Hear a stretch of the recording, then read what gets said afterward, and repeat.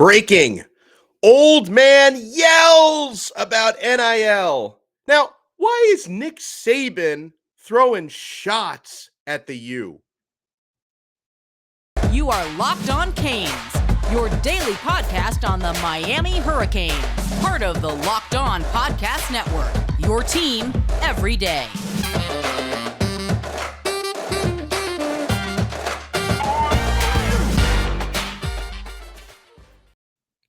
I am Alex Donno, your host of Locked On Canes, University of Miami alumnus, longtime South Florida sports radio vet, including most recently postgame and pregame on the Miami Hurricanes radio network. And thank you so much for making Locked On Canes your first listen each and every day. We are available free wherever you get your podcasts and available free on YouTube. And this episode is brought to you by BetOnline. BetOnline has you covered this season with more props, odds, and lines than ever before. BetOnline, where the game starts. Boy, I wasn't planning on talking about Nick Saban today on Locked On Canes, but sometimes people start talking, I get fired up, and we have to change things up. So Nick Saban was speaking at an event in Birmingham last night, and guys, he made some very serious allegations. He blasted Miami, Texas A&M, and Jackson State over NIL. The most serious allegations went against his conference rival, Texas A&M. Now, okay, we're going to dissect this and the parts of what Saban said that are flat out wrong. And honestly, certain people take this stuff the wrong way. There could be litigation. Okay, he said some things that were flat out wrong. Now, Nick Saban, based on what he said on Wednesday night, either he doesn't understand how name, image, and likeness actually works, which would be really problematic if true. Now, I don't think that's the case. Nick Saban is way too smart, and he's one of the most detail-oriented coaches in the entire country, probably the most detail-oriented coach in the entire country. There's no way he doesn't actually understand himself how NIL works. So if he does understand it, he's making some extremely serious allegations, especially against Texas A&M, but also against Jackson State and against Miami as well. And also, part of what Saban said in making these allegations, he basically admitted that Alabama as an institution involves themselves in NIL payments or will do so in the future, which is a direct violation of the rules and the laws. That's not what NIL is or how it works. Let me explain this again for the 1,000th time for Nick Saban or for anybody else who doesn't understand NIL by now. Businesses or collectives, they have to work completely independently from the universities. They are paying players in exchange for advertising. It's not the University of Miami paying players for play. It's Life Wallet, Cigar Racing, American Top Team, The Wharf, or whoever else is paying players for advertising. So if Nick Saban is accusing schools of buying players the way he directly said about Texas A&M, he either needs to walk that back and correct himself, or he better have the receipts to back that up. Could be liable if he's not damn sure these allegations are correct and fair. So during this event, Wednesday night in Birmingham, Nick Saban, he sounded off on NIL. Here's what he had to say about Miami first and foremost before we get to Texas A&M and Jackson State. Saban said, quote, "These guys from Miami that are going to play basketball there for $400,000." He's talking about Nigel Pack, who transferred from Kansas State. These guys that are going to Miami that are going to play basketball for $400,000, Saban said via AL.com. It's in the newspaper, he said. The guy tells you, the guy being Ruiz, the guy tells you how he's going to do it. Yeah, okay, John Ruiz is telling people how he's going to do it because that's part of the advertising. That's what NIL is. Name, image, and likeness. John Ruiz is paying student athletes, not only from the University of Miami, by the way. He's paying student athletes from FIU. He's even paying student athletes from the Florida Gators now for name, image, and likeness. And okay, John Ruiz tweets about it afterwards. That tweet got over 6 million impressions. That's advertising, Nick. That's how this works. I've said it before, I'll say it again. I would very likely have no idea what Life Wallet is if not for what they do with NIL. The advertising worked, it worked on me. I am a Life Wallet user because of the work that they do in NIL. It's tweets from John Ruiz and his family and the reports that Nick Saban keeps saying it's in the newspaper. Yeah, Nick, it's in the newspaper. That's publicity. That's the publicity they want. I know what NIL is and I know what Life Wallet is because of this name, image, and likeness stuff. Nick Saban goes on, and also I thought it was interesting. I have to wonder because when talking about this NIL stuff, he took a very specific shot. We'll get to it at Texas A&M football, Jackson State football, but Miami basketball. I have to wonder because I think Nick Saban does like and respect Mario Cristobal very, very much. So I wonder if Nick stayed away from Miami football and talked about Miami basketball instead because he didn't want to have like a direct thing going on with his protege Mario Cristobal. I have to wonder about that. Okay, but so once again, let me get to. I think the real part that comes off a little bit hypocritical is in the Texas A&M thing. Um, he accused Aggies coach Jimbo Fisher of buying that talented group of players. He says, quote, I know the consequence is going to be difficult for the people who are spending tons of money to get players, Saban said. You read about it. You know who they are. We were second in recruiting last year, he said. Texas A&M was first. A&M bought every player on their team, made a deal for name, image, and likeness. He goes on, we didn't buy one player, but I don't know if we're going to be able to sustain that in the future, he said, because more and more people are doing it. It's tough. So is he saying we're not buying players now, but we may have to start buying players? That sounds like a premeditated break of the law and break of NCAA violations. And then once again, Nick Saban is way too smart not to understand how NIL works. So he either doesn't understand it or he is accusing Jimbo Fisher and Texas A&M of directly buying players, his words, because again, that's not what NIL is. If businesses want to negotiate completely separately from institutions, they negotiate directly with student athletes, with the NIL agents of student athletes. If they want to negotiate those deals and the coaches are not allowed to be talking with the collectives, they're not allowed to be talking with players about what sort of NIL deals they can sign if they come here.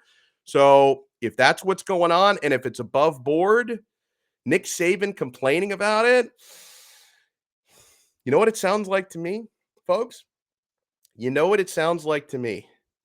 Nick Saban, there are many others out there, do not like the fact that the playing field is being leveled.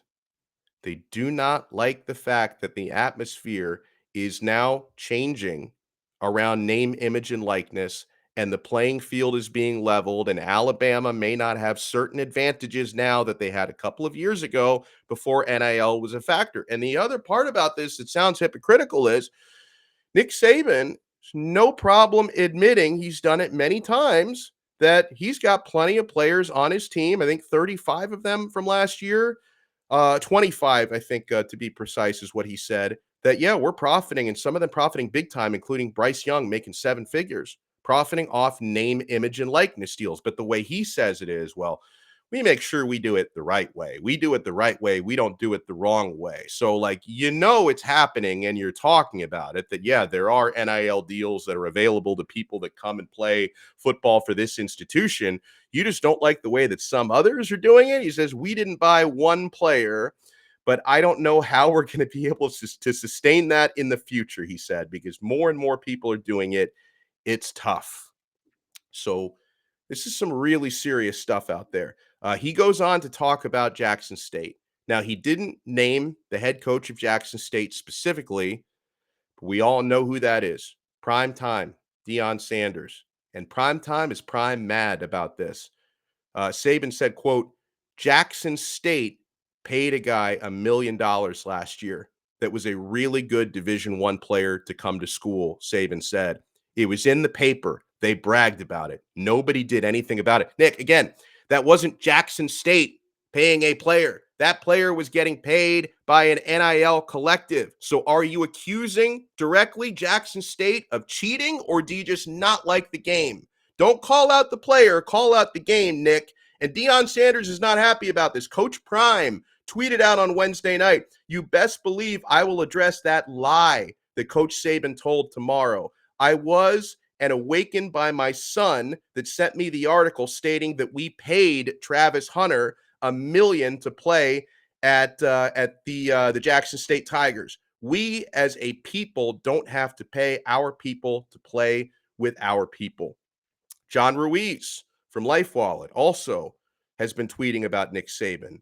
He writes in the tweet, "Shocking. Saban stated in his speech that Miami, and in parentheses at Life Wallet, paid a player $400K a year, but not for a true NIL. Saban's statements contained admissions that he and the school involved themselves in their players' NIL deals." And then he writes in all caps, "Wow, clear NCAA violation." So, folks, that breakdown is why what Saban is saying is so serious. He has used words like Texas A&M bought their player, Jackson State bought a player, was accusing Miami basketball of buying Nigel Pack when it's NIL, business people, collectives doing it. So these are serious allegations by Saban, and he's either got to clarify and get his words straight, or he better have the receipts to show how these people that he's accusing of directly cheating are doing it. And he also talks about Alabama as if they're going to start cheating in the future. When we come back, we are going to, and I know this is a hard shift of the gears, but I'm going to try to put a smile on my face because I'm getting all angry about Nick Saban. But we're going to talk about the draft prospects of Tyler Van Dyke with Hussam Patel from the ATB Network and 5 Reasons Sports. He also does the NFL Scouting Combine show, so he's very much up on this stuff. You guys know that I'm bullish on Tyler Van Dyke. I want to get a more neutral opinion on TVD, who I think is a year away from being less than a year away, 11 months away from being a first-round pick in the NFL draft. But I want to talk about our partners at BetOnline. BetOnline continues to be the number one source for all your betting needs and sports info. Find all of the latest odds and sports developments, including this year's basketball playoffs. Let's go Heat tonight. Major League Baseball scores, fights, and even next season's NFL futures. BetOnline is your continued source for all your sporting wagering information, from live betting to playoffs, esports, and more. So head to their website today or use your mobile device to learn more about the trends and action. BetOnline, where the game starts. Thank you so much for making Locked On Canes your first listen every day. So make sure you check out Locked On NBA Big Board. Host Raphael Barlow from NBA Draft Junkies and author of the NBA Big Board newsletter is joined by Richard Stamen, Sam Ferris, and Leif Tulin, giving fans an in-depth look into the NBA draft, mock draft, player rankings, and of course, big boards. It's free and available wherever you get your podcasts. So let's bring on a very good friend of mine who does a fantastic job doing all that dirty work with the NFL draft that, quite frankly, I would rather let people like him do it. And that's Hussam Patel from the ATB Network. Hussam is also with the 5 Reasons Sports Network, the NFL Scouting Combine show. And Hussam, are you as bullish on Tyler Van Dyke as I am? I sort of am, actually, contrary to popular belief. There's been a lot of media hype about Tyler Van Dyke, and admittedly, when you have a lot of media hype behind a player as a scout, as somebody who looks at draft prospects and has information coming from coaches, scouts, and NFL personnel executives, you look at the film, right? And Tyler Van Dyke is a very, very interesting prospect. Before we head on to that, Alex, it's an honor to be on the Locked On Network and on the Locked On Canes podcast, yeah. Man. I see you're wearing your UM hat, your UM shirt as well. I'm wearing my Miami Heat hat. Wearing red to support the Miami Heat tonight, and I got a Dolphins flag in the background. So you're repping everybody but the Miami Hurricanes. Exactly. So that's how you stay impartial, because you're not a Hurricanes fan, and you're letting everybody know I root for every team but the Miami Hurricanes. I as a young kid, I was a Miami Hurricanes fan, but then I fell off because the team they didn't have that quarterback. They didn't have that team that everybody has been wanting just for the Hurricanes and their football team. I just kind of fell in love with college football overall, and that's probably one of the reasons why I've taken an interest into the NFL draft and scouting, and I can't wait to listen to your rant about Nick Saban once the episode releases. I'm excited to Shredded hear him. it too. Absolutely shredded him, and that's why it's like, you start off so angry. I want to be happy and talk about Tyler Van Dyke. And listen, coming into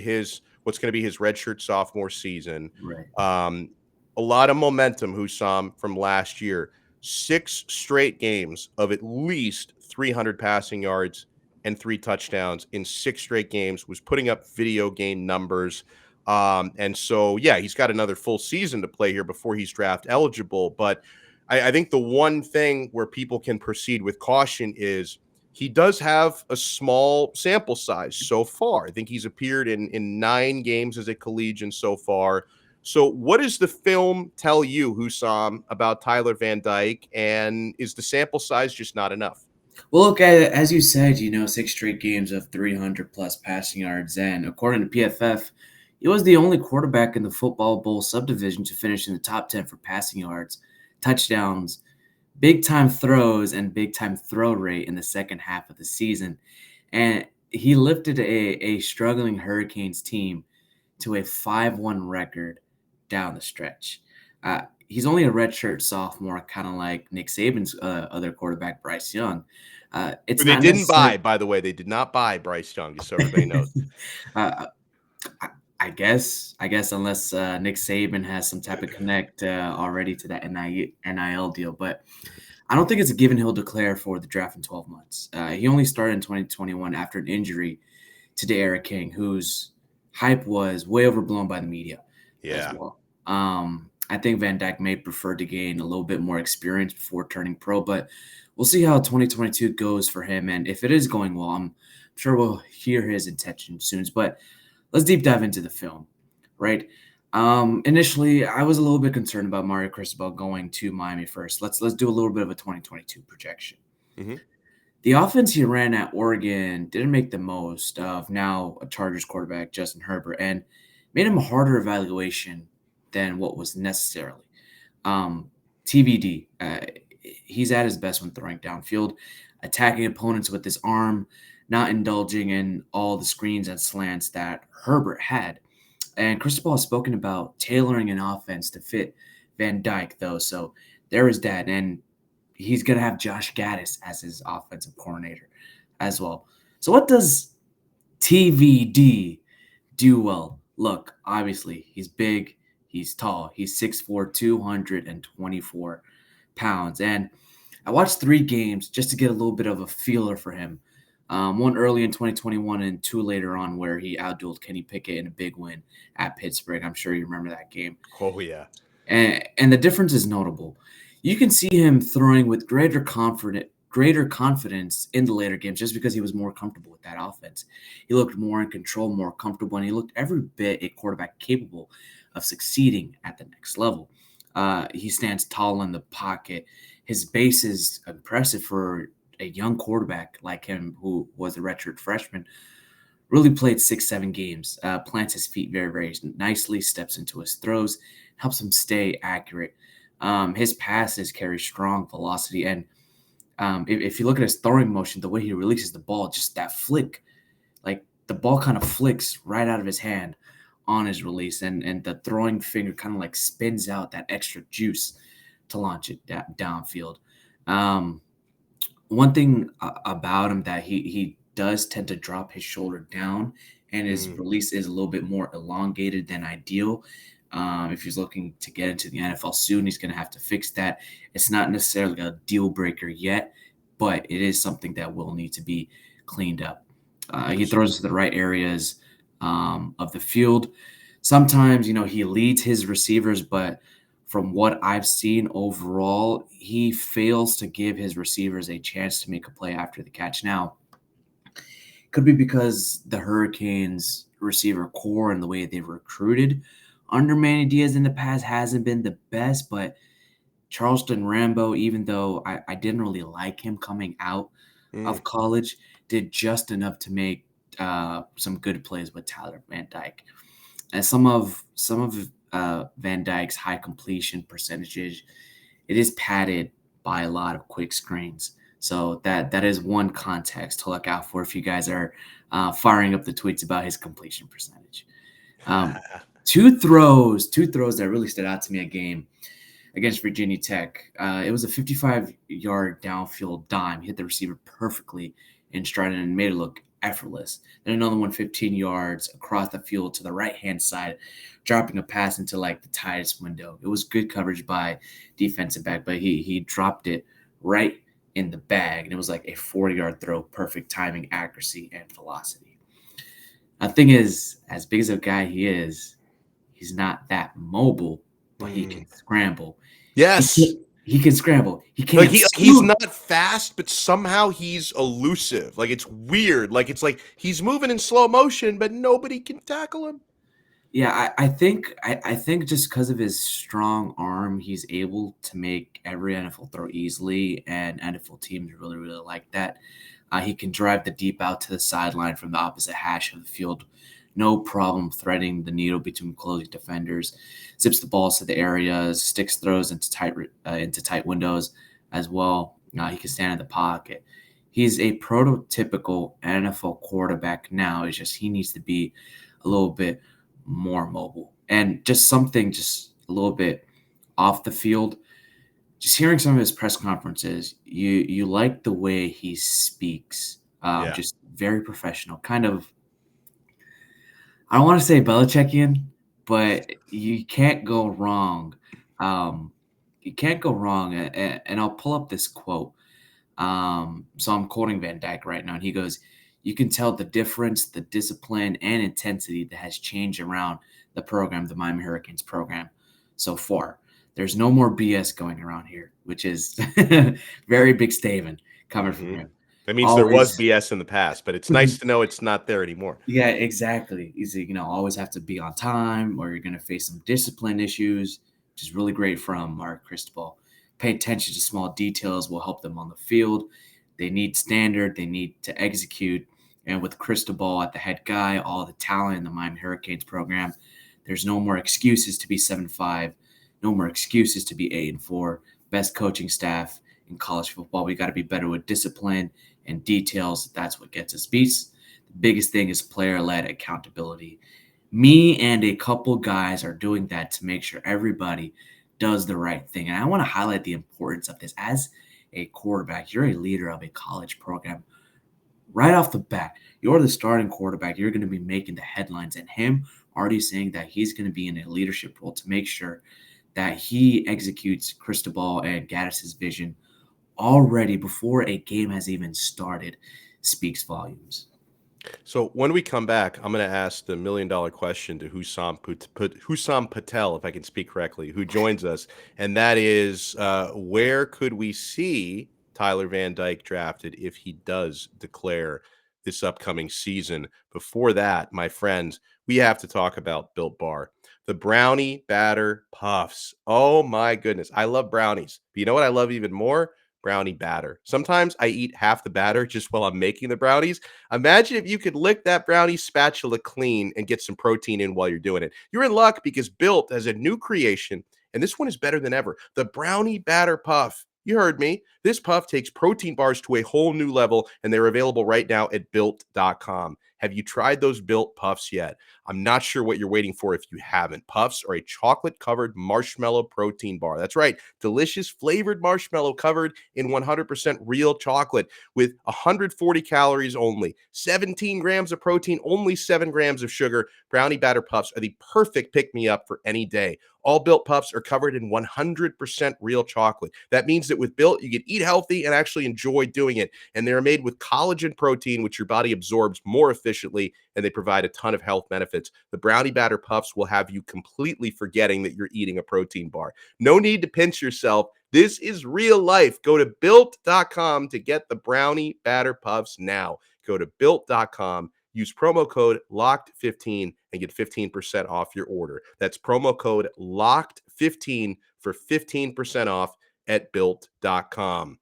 Thank you so much for making Locked On Canes your first listen each and every day. We're available free wherever you get your podcasts. Alex Donno joined here by Hussam Patel from the ATB Network. He's also the director of scouting at PhinManiacs.com. And so, okay, Hussam, Tyler Van Dyke, and you mentioned it's maybe not a done deal that he declares for the 2023 NFL draft, and that's very much going to depend on how he plays in 2022, I'm sure. But based on what we know today, where do you project Tyler Van Dyke? Because I've seen a lot of first round. I've even seen some top 10. Is that a little bit too bullish? Before we get into that, I just Jimbo Fisher just clapped back at Nick. He did? Saban. He did. did. Do you have the quote? Oh, it's perfect timing. I do. And I'm sorry to go off the TVD train, but this is kind of serious. So Jimbo Fisher goes, "I don't cheat and I don't lie. I learned that when I was a kid. If you did, the old man slapped you upside the head. Maybe somebody should have slapped him." In regards to Nick Saban.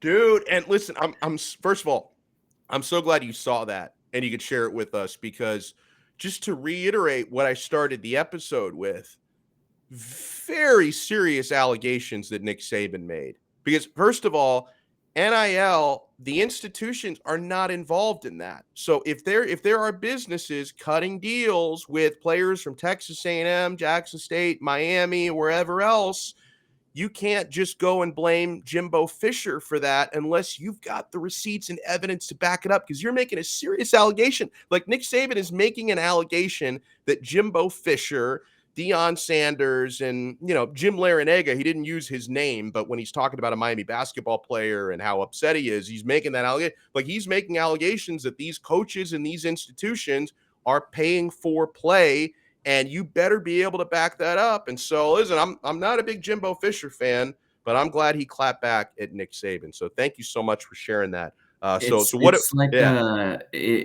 If you have time later, go watch the full 2 minutes and 20 second. He references some people think they're God in there as well. It's got a lot of Jimbo Fisher fired back hot and heavy.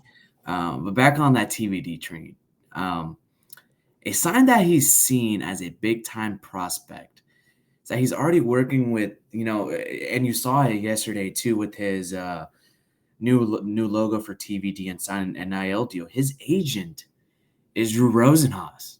Yeah.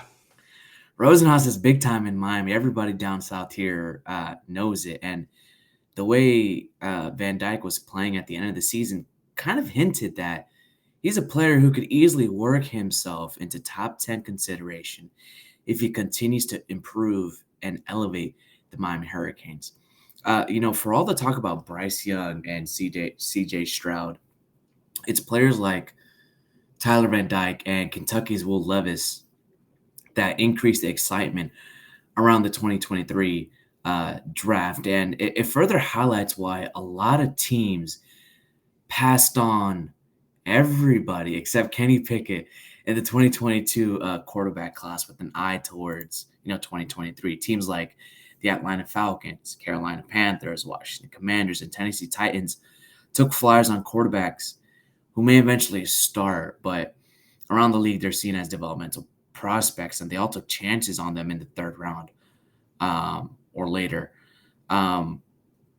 Things unfolded very, very quickly outside of NFL draft war rooms than people realize, leading up to the draft. Inside information seems to suggest multiple quarterbacks would go in the top half of the first round. That wasn't the case. Yeah. But the way the draft unfolded is more in line with what most expected early on in the pre-draft process, because there was no sure thing. This year, there are a couple of needy teams like the Seattle Seahawks. Potentially, if Seattle can shore up a little bit more of his offensive line, really get their defense in play. You can get a strong arm quarterback, pair him up with DK Metcalf and Tyler Lockett, Tyler Van Dyke in Seattle. I could potentially see that happening. But look, the 2023 class doesn't end with Bryce Young, CJ Stroud, and Tyler Van Dyke. There's a lot of them like Will Levis, Devin Leary, um, Spencer Rattler, I guess, maybe if he bounces back. Jake Hayner is somebody who I'm hearing has some type of potential within the later rounds as well. A couple of these guys can work their way up into the first round. With Tyler Van Dyke, I'm really excited to see how he does. A lot of people are buying his hype, scouts, NFL personnel, executives as well. But listen, the market for 2023 rookie quarterbacks may or may not be muddled by if teams trade for Baker Mayfield and Jimmy Garoppolo.